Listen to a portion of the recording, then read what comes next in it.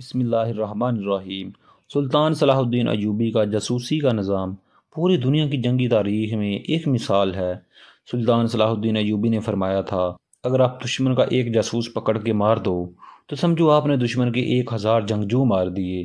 سلطان صلاح الدین ایوبی رحمۃ اللہ علیہ کے دور میں ان کا ایک جاسوس فلسطین سے واپس آیا اور صلیبی فوج کے بارے میں مکمل معلومات دیں۔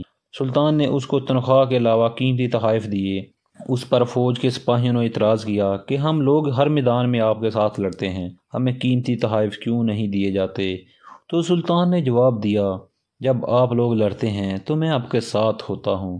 اگر آپ لوگ شہید ہو جائیں تو آپ کو یقین ہے کہ آپ کا جنازہ بھی پڑھایا جائے گا اور قبر بھی نصیب ہوگی، مگر میرے جاسوس میرے وہ گمنام سپاہی ہیں کہ اگر پکڑے جائیں تو انہیں کفن بھی نصیب نہیں ہوتا۔